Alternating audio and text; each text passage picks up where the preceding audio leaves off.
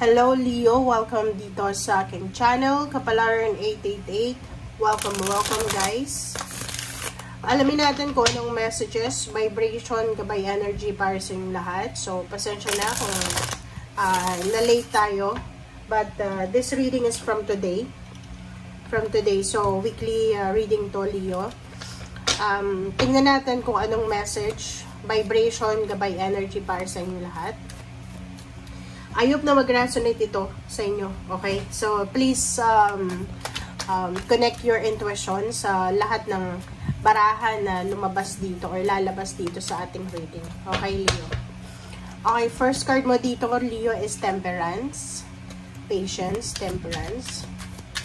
That card ay parang sinasabi na, or this card naman ay sinasabi na kailangan mong maghintay, kailangan mong magkaroon ng pasensya sa kung ano man na pagsisimula or kung ano man na, like for example, if you are Leo na nasa long distance relationship ka with your family, kinakailangan mo ng, like kung OFW ka, yung homesickness mo, diba? So, kinakailangan mong magpasensya pa, maghintay pa. Kumbaga, kailangan mong tatagan ang iyong kalooban, ang iyong nararamdaman, pigilan ang nararamdaman, lalo na kung nasa ibang bansa ka or nasa ibang bansa yung taong namimiss mo. Okay. So, tingnan mo dito sa 5 cards mo. Kumapat tayo ng isa. This is for Leo. Spirit. Angels. Guides. Wow. This is your direction. Ang nakikita ko dito, Leo, mayroon kayo, Leo, na minamanifest na isang pagsisimula sa buhay mo. It's either health, good health. It's either job, new career, or new source of income, new source of inspiration and motivation. And yung temperance dito, ito yung pinaka kailangan mo sa linggong ito. Ibig sabihin, if you're waiting for a letter, naghihintay ka ng letter of confirmation, nag-apply ka ng trabaho, ano pa ba, meron kang hinihintay na pera, or merong good news kang hinihintay, you need to be patient sa linggong ito. Sinasabi ng baraha sa'yo na parating na siya, but you need to be patient. Etong paparating na to is new beginnings. Maybe you are traveling, Leo. Nakikita ko sa'yo, sobra-sobra kang impatient eh. Like, you are excited. Excited for the travel. Or maybe ang nakikita ko dito, this is travel international or pwedeng travel sa local. Or kung ano man tong relocation or travel. Or maybe moving out, moving on. Pwedeng lilipat ng bahay. Yun nga, may relocation. Pwedeng uuwi ng probinsya kung ikaw ay nasa Pilipinas, nasa city. Kung nasa ibang bansa ka naman ganun, it's either you're going back to the Philippines or you're going out from the Philippines. Okay. So, dito sinasabi ng baraha na ihanda mo ang sarili mo. Instead na mag-worry ka, instead na mag-alala, you need to prepare yourself for this huge breakthrough. Kasi ano siya eh, this is the parang illumination. This is the time, the perfect timing, or ito yung pinakahihintay mo talaga eh. And doon sa, yung nasabi ko sa intro ng ating reading na doon sa mga OFW, if you're babae or lalaki ka, nasa ibang bansa ka, miss na miss mo na yung anak mo, yung pamilya mo, yung asawa mo, yung magulang mo. You need to be very, very, very, very, very patient talaga, guys. Kasi this week, possible na dumating sa point na tawag dyan, magiging sobrang emotional, insensitive kayo. Okay? You need to think na etong ginagawa mo, etong direction na tinatahak mo is for your family.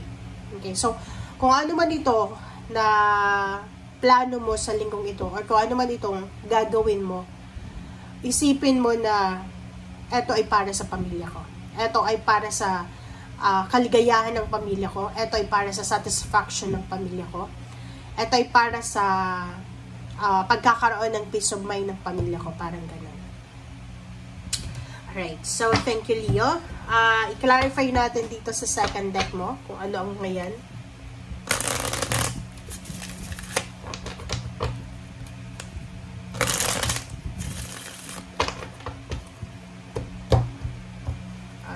So, Temperance.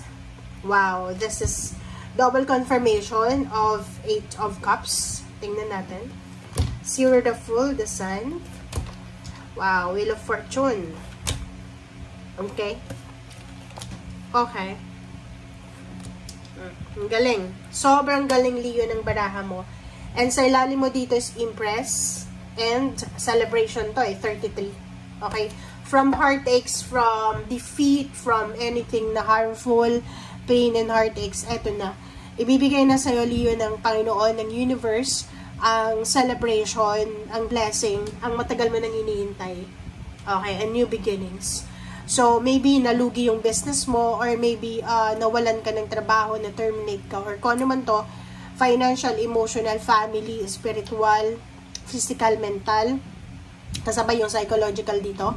If ever naka-experience kayo ng sobra-sobrang pain and heartaches, betrayal, sinasabi ng baraha sa'yo dito na makaka-recover ka. You will recover yourself from that situation. And binibigyan ka ng pagkakataon ng universe na makapagsimula. So, makapagsimula ka ng bagong buhay.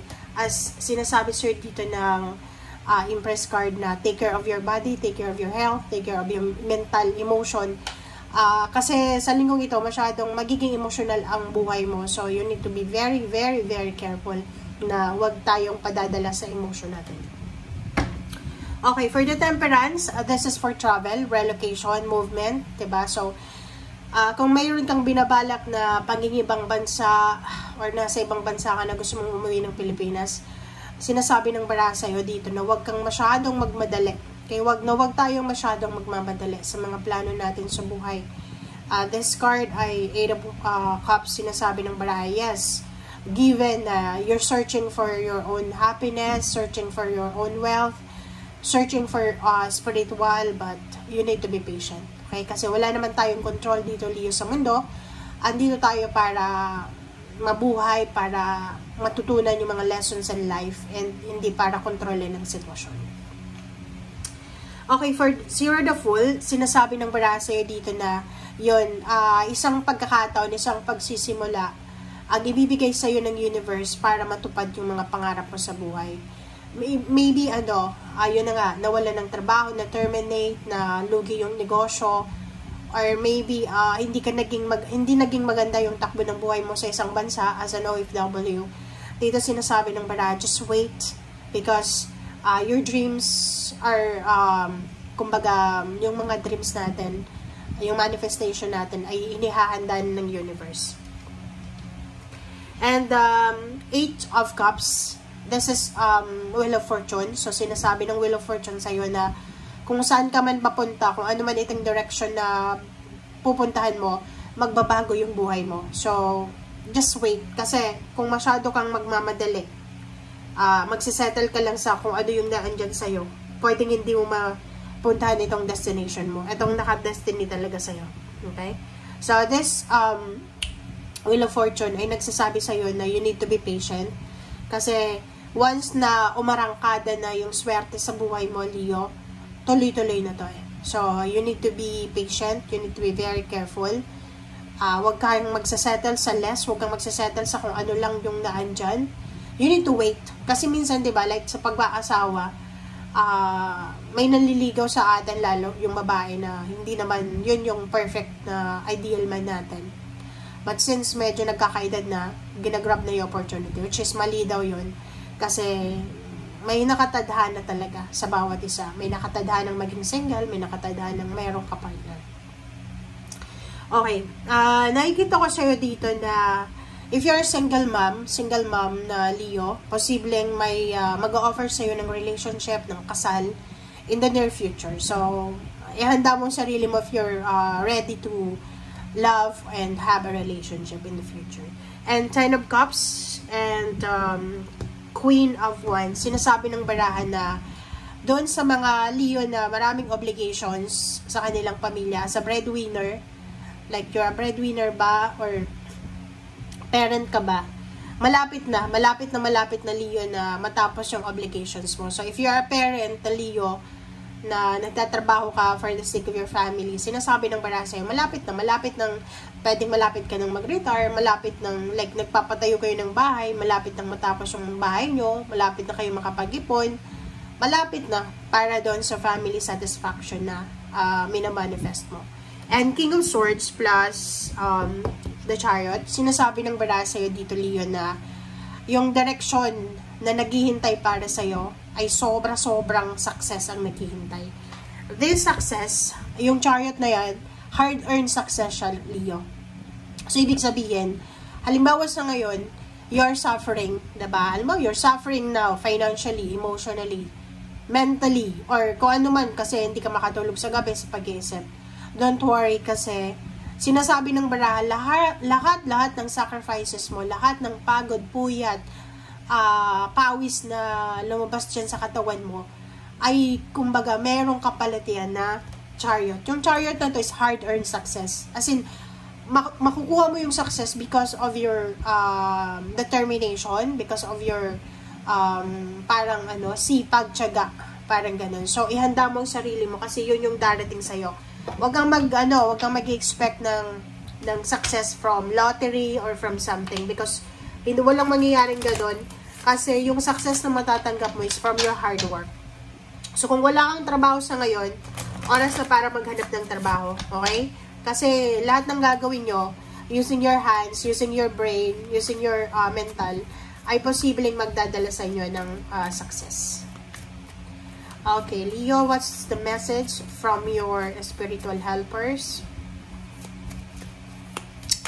Okay, vegetarian. Leo, ito ay parang sinasabi ng barahan na meron ka sigurong may mga Leong gusto magpapayat, magpataba, or gusto nilang i-manage ang kanilang weight or health. Isa sa mga posibleng gagawin mo is yung magda-diet ka. But yung iba, like kung palagi kayong kumakain ng karne, siguro for the health, mas siguro magsisimula kayong maging vegetarian. Hindi yung sobrang vegetarian na vegetable na lang talaga. But dito sinasabi na maglilimit ka siguro sa meat.